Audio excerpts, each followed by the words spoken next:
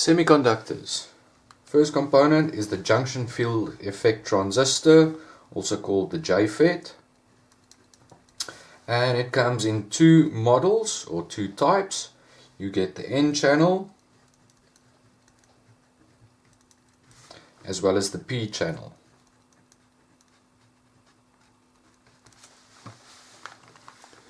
Now in construction these two are literally identical. How they are created is we've got an N-type material in the N-channel JFET. That has two connecting points. At the top we've got the drain, and at the bottom we've got the source. And then we've got a material wrapped around the middle.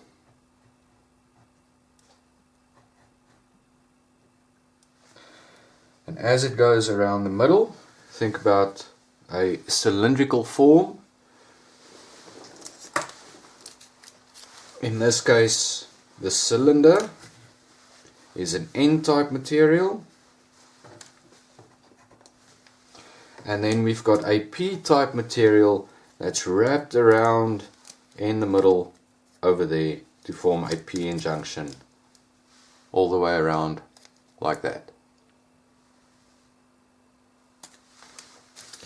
Now, this P-type material over there, as it's interlinked, gets connected to my gate.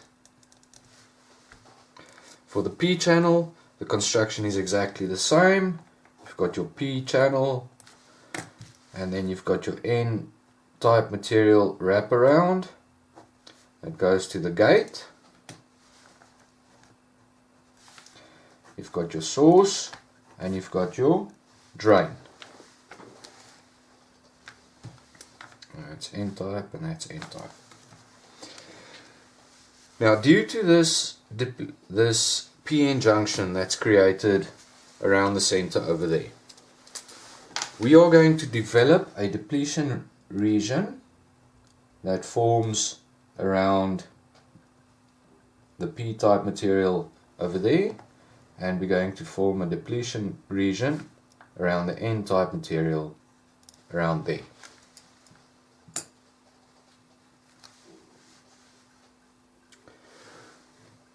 That's the basic construction. The symbols for the N channel,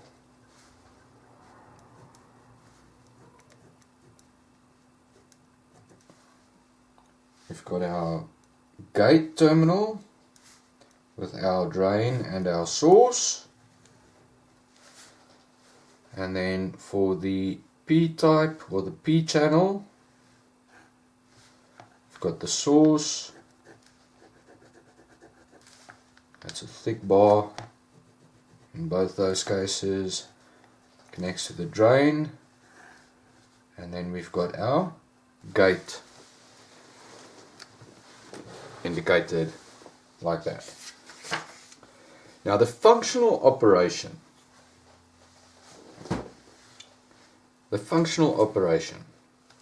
When I connect a supply voltage across the N channel, positive on top, negative underneath, I will develop a current flow through the N channel. That's if there's no voltage connected to the gate. The moment I connect a reverse voltage with reference to the drain, what happens is this depletion region is going to change in size. It's going to become bigger because I've got a negative on the P-type material. That depletion region is going to become larger, and as it becomes larger, it's going to restrict the amount of current that flows through that channel. When it comes to the P channel, operation is exactly the same, but as we had with the NPN transistor and the PNP transistors, we swap the supply polarities. We now also connect a positive on the gate, which will influence the size of the depletion regions. The larger the reverse bias on that N-type material, the larger the depletion region is going to be, and because the depletion region is larger, the amount of current flow is going to decrease. The characteristic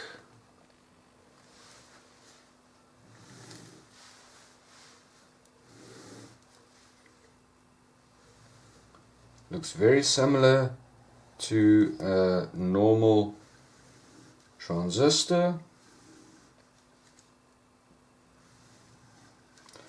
So there we indicate the amount of current through the drain. There we represent the voltage across the drain and the source. And we see the normal type of characteristic that occurs. Now, looking at the characteristic as a whole, it has several regions. I just want to mention, when we get to the far right hand side,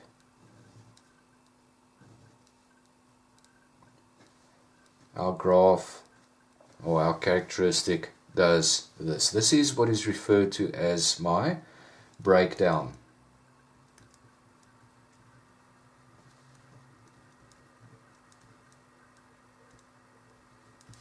The breakdown region.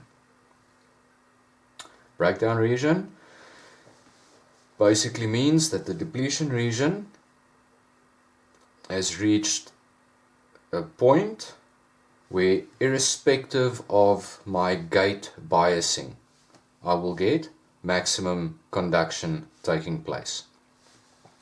This area over here refers to my ohmic region.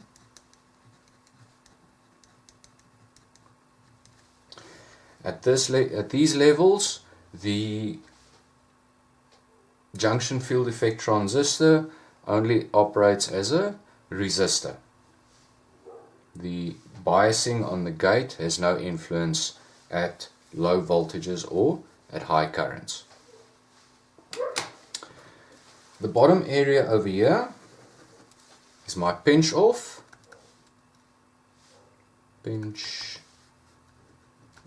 region, and that's similar to the cut off in a normal NPN or PNP transistor. At this stage, no current can flow because of the large biasing on the gate, which stops all the current from flowing. This area in the middle over here, from there basically to there, that is my saturation.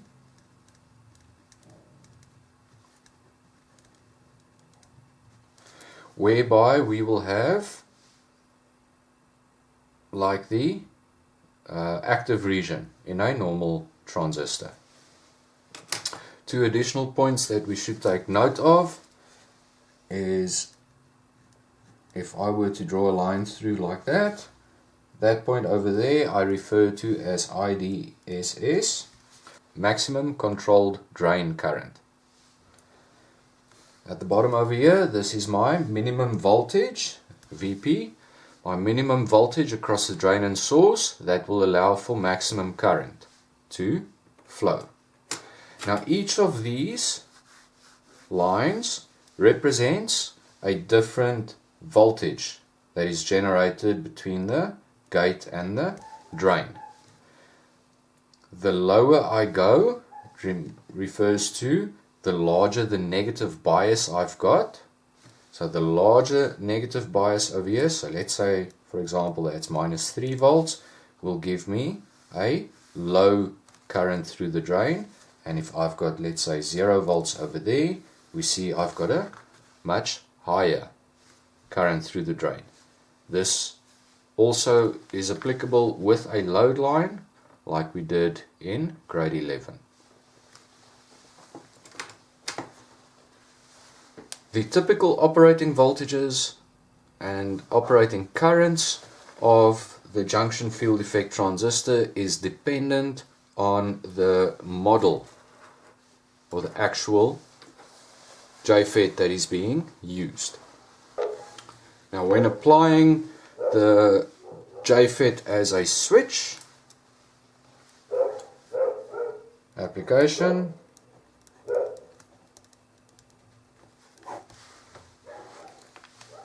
Firstly as a switch.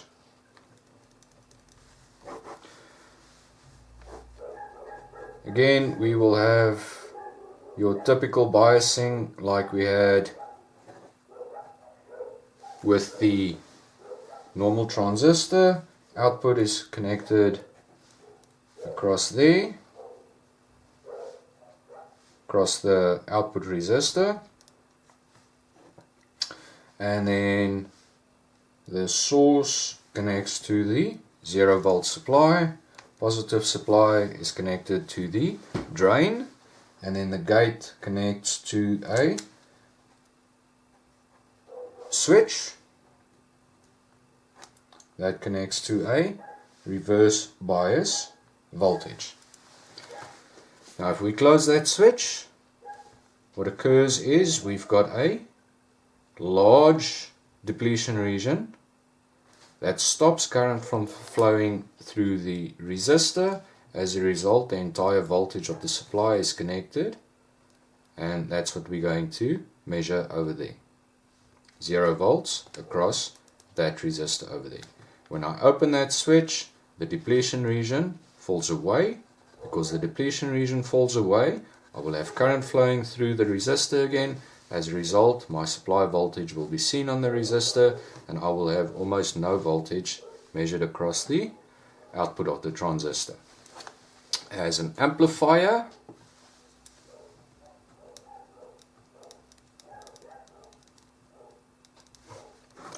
we can see the voltage on the drain with the drain resistor.